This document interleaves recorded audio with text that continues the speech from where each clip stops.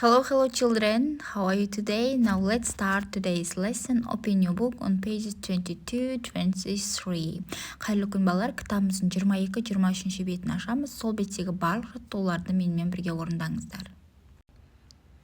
Exercise 10. Listen and read. This is Viking long house. Мынау Vikingның ұзын үйі.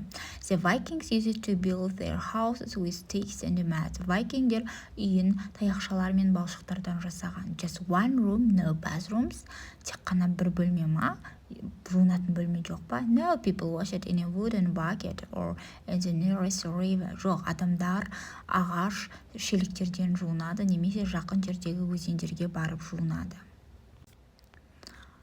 Did they keep animals? Yes, they kept animals like sheep and goats. Cool, I like goats. Олар жануарларды ұстайды ма?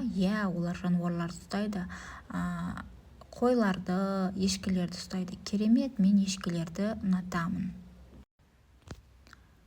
Did children go to school? No, but they did other things. They grew vegetables and collected water. All the boys rowed boats and the girls made clothes on a loom.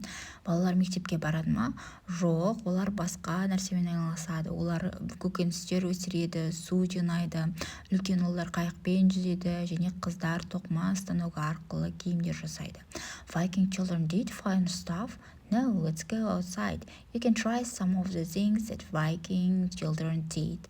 Viking балалары көңілді әрекеттер или көңілді заттар жасайды ма? Қазір жүр сыртқа шығайық дейді. Сендер Viking балалары жасаған нәрселерді жасап көре аласыңдар дейді балалар. Let's make vegetable soup.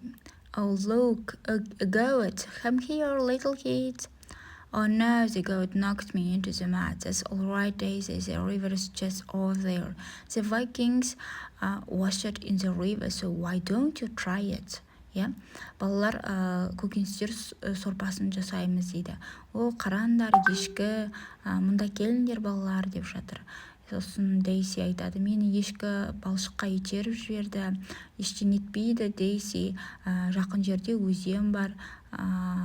Вайкингдер сол өзенде жуынады. Неге байқамасқа, неге көрмеске деп жатыр балалар. Next exercise 11. Read the story and answer the questions. Яғни балалар мына жерде мәтінге байланысты сұрақтар берілген, сол сұрақтарға жауап беруіміз керек. For example, how many rooms were there in a Viking long house? Яғни Вайкингдердің ұзын үйі қанша бөлмелі болды? Біз жаңа ол туралы барлық ақпараттарды алдық. Сіздерге жауап беру қиын болмайды деп ойлаймын. Яғни бір бөлмелі. Осылай сұрақтарға жауаптарын жазып аламыз балалар.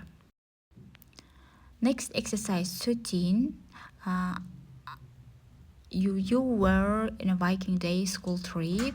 What did you like most? Tell the class. I like seeing how to make clothes on a loom and how to grow vegetables and make soap. Яғни мен тоқыма станогында киім тіккім келеді, немесе жаңағы көкөністерді өсіруді үйренгім келеді. Осылай өздеріңіз де ұқсастырып жазып алсаңыздар болады балалар. Next exercise 14. Яғни мына диалогты оқимыз. Make a new dialogue with your friends. Осыған ұқсастырып балалар өздеріңіз диалог құрасаңыздар болады.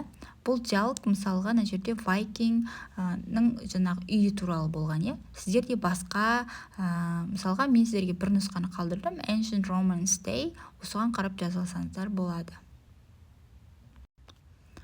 Last exercises 15 and 16. Goose, broom, hood, bull. The goose with the hood flew with the bull on a broom. Балалар, осылай дұрыс нұсқасын жазып алыңыздар. Осымен бүгінгі сабақ аяқталды. The lesson is over. Яғни сіздерге ұнаса коммент қалдыруды және каналға тіркелуді ұмытпаңыз.